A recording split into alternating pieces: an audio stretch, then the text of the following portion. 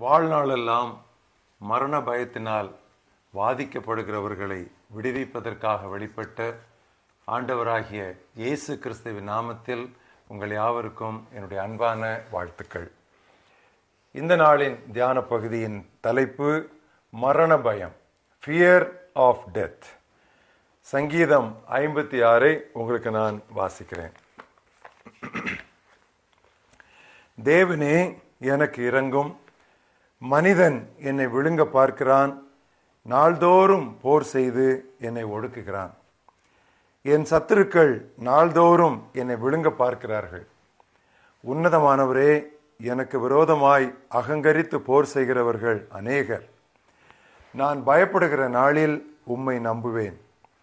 தேவனை முன்னிட்டு அவருடைய வார்த்தையை புகழுவேன். தேவனை நம்பியிருக்கிறேன், நான் பயப்பட மாட்டேன். மாம்சமானவன் எனக்கு என்ன செய்வான்? நித்தமும் என் வார்த்தைகளை புரட்டுகிறார்கள்.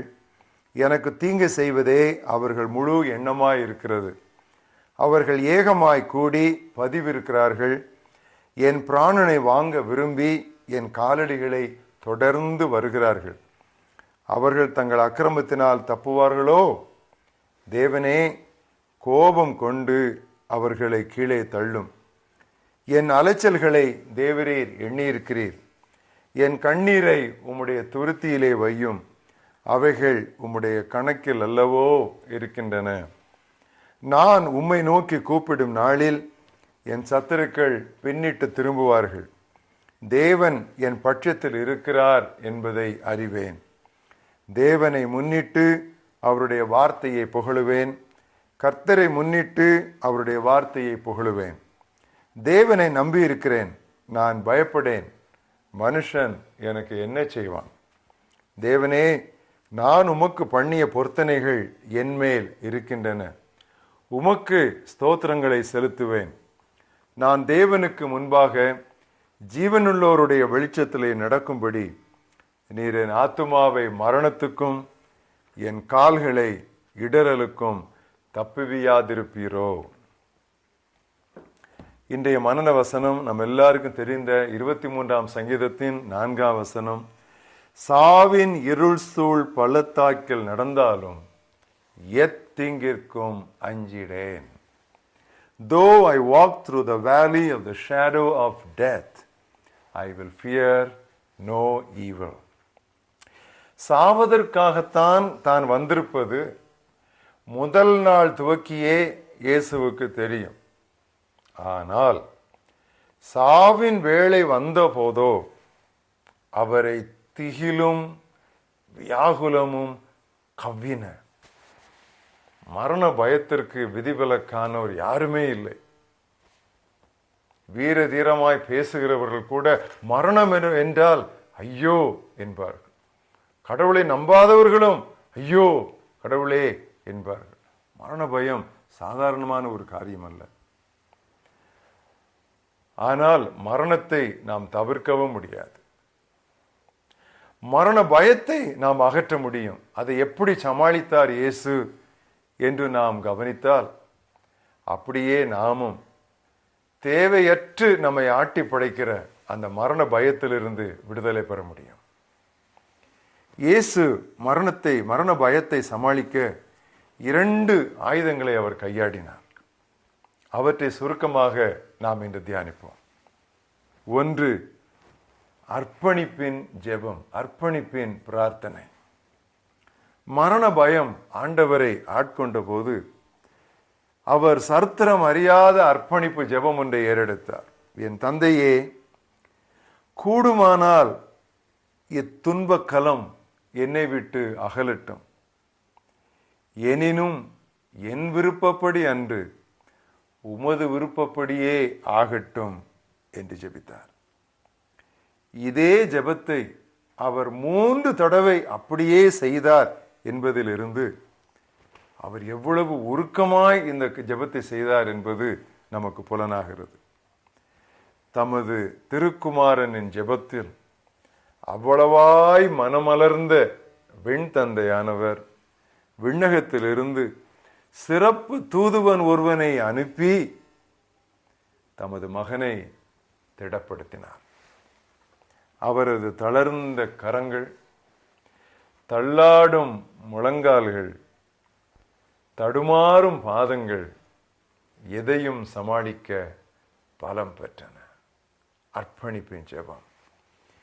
இங்கு கற்றுக்கொள்ள வேண்டிய இன்னொரு படிப்பினையும் உண்டு. ஜெபிக்க வேண்டிய பொறுப்பு, நன்றாக கவனியுங்கள், ஜெபிக்க வேண்டிய பொறுப்பு முக்கியமாக பாடுபடுபவருக்குத்தான் இருக்க வேண்டும். யாக்கோபு 5:13 வாசிக்கிறோம், உங்களில் ஒருவன் பாடுபட்டால் அவன் ஜெபிக்க கடவன்.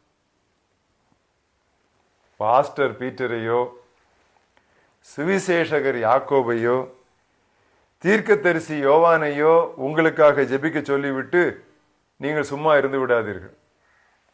ஒருவர் தூங்குவார், மற்றவர் உறங்குவார், அடுத்தவர் குரட்டை விடுவார். ஏன் தெரியுமா?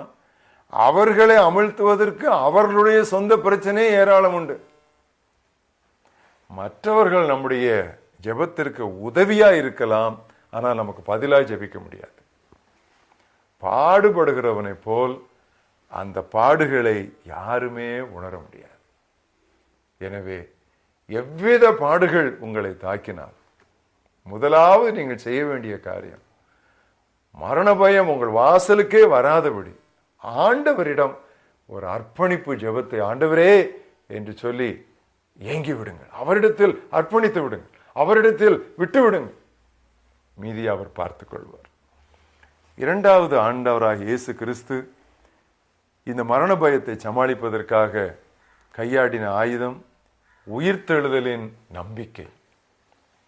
6லும் சாவு 100லும் சாவு என்பது நம்ம எல்லாருக்கும் தெரிந்தது. சாவானது பாரபட்சமே காட்டாது. ஆனால் பெரிய வெள்ளிக்கிழமையோடு எல்லாம் முடிந்து போகாது. ஈஸ்டர் ஞாயிறு வரும். பாடுபடும் போதும் சிலுவையில் அறையப்படும் போதும் இயேசுவின் விசுவாசத்திற்கு மெருகேற்றியது உயிர்த்தெழுதலின் நம்பிக்கையே. உயிர்த்தெழுதலின் ஆரவாரத்தை எதிர்பார்த்தே அவர் சிலுவையை சந்தோஷமாய் சகித்தார். மாட்சிமை பெறப்போவதை மனதிற்கொண்டே அவமானத்தை அலட்சியம் பண்ணினார். பாவிகளின் எதிர்ப்பு அவருக்கு ஏமாற்றத்தை தந்தது உண்மைதான். ஆனால் அவர் சோர்ந்து போகவில்லை. ஏன் தெரியுமா? இன்றைய முட்கிரீடத்தை சகிக்க நாளைய முடிசூட்டு இயேசுவுக்கு உற்சாகம் தந்தது. தமது மரணத்தை பற்றி இயேசு பேசும்போதெல்லாம் தமது உயிர்த்தெழுதலையும் குறிப்பிட்டார். Mark 9:30-31, mark 10:32-34. எப்பொழுது மரணத்தை பற்றி குறிப்பிட்டாரோ உடனே உயிர்த்தெழுதலையும் சொல்லிவிடுவார். அவருக்கு அந்த உயிர்த்தெழுதலின் நம்பிக்கை. கடந்த காலத்திலும் பல விசுவாச வீரர்கள் உடனடியாய் விடுதலை பெறுவதை மறுத்தனர். ஏன் தெரியுமா? அவர்கள் முடிவான உயிர்த்தெழுதலை எதிர்நோக்கி இருந்தனர். மேலான உயிர்த்தெழுதலை அடையும்படி பாதிக்கப்பட்ட அவர்கள் விடுதலை பெற சம்மதிக்கவில்லை என்று எபிரேயர் 11:35 வாசிக்கிறோம். பாமாலையிலே ஒரு அழகான பாடலிலிருந்து ஒரு கவியை இங்கு வாசிக்கிறேன். என் ஜீவன் கிறிஸ்துதாமே, அதாலே எனக்கு என் சாவாதாயமாமே, நெஞ்சமே மகிழ்ந்திரு. திரும்ப வாசிக்கிறேன். என் ஜீவன் கிறிஸ்துதாமே, அதாலே எனக்கு என் சாவாதாயமாமே, நெஞ்சமே நெஞ்சே மகிழ்ந்திரு. ஜீவகாலமெல்லாம் மரண பயத்திற்குள்ளானவர்களை விடுவிக்கவே மனுமகன் வெளிப்பட்டார். சாவின் இருள் சூழ் பள்ளத்தாக்கில் நடந்தாலும் எத்தீங்குக்கும் அஞ்சேன். நல்ல ஆண்டவரே, வாழ்நாளெல்லாம் மரண பயத்தினால் பாதிக்கப்படுகிற எங்களை விடுவிக்க உம்முடைய குமாரன் வெளிப்பட்டதற்காக நாங்கள் உமக்கு நன்றி சொல்கிறோம். மரண பயம் என்று வந்தவுடன் எங்களிலே மிகப்பெரிய பலசாலி கூட நடுநடுங்கி போகிறோம் ஆண்டவரே.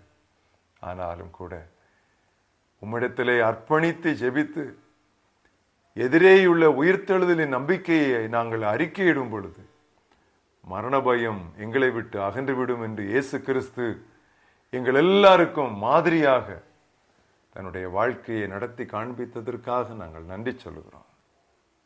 இந்த நாளில் கூட ஒருவேளை கர்த்தாவே மரணத்தை இன்றோ நாளையோ என்று எதிர்நோக்கி இருக்கிற யாராவது இந்த செய்தியை இந்த தொலைப்பெட்டியில் பார்த்து கொண்டிருந்தார், கர்த்தாவே அவர்களுடைய இருதயங்களுக்குள்ளே ஒரு உற்சாகத்தையும் ஒரு நம்பிக்கையையும் ஒரு தெம்பையும் கர்த்தாவை நீர் அனுப்ப வேண்டும் என்று நான் ஜெபிக்கிறேன். இங்கே கண்ணை மூடி அங்கே உம்முடைய பிரசன்னத்திலே கண்ணை திறந்து இன்னொரு நாள் கல்லறைகளே விட்டு நாங்கள் எழுந்திருக்க போகிறோம் என்கிற நிச்சயத்தால் அவர்களை நிரப்பும். எப்பொழுதும் மரிக்க ஆயத்தமாய் இருக்கவும் எங்களுக்கு கற்றுத்தாரும். இயேசு கிறிஸ்துவின் நாமத்தில் ஜெபிக்கிறோம் எங்கள் ஜீவனுள்ள பிதாவே, ஆமென்.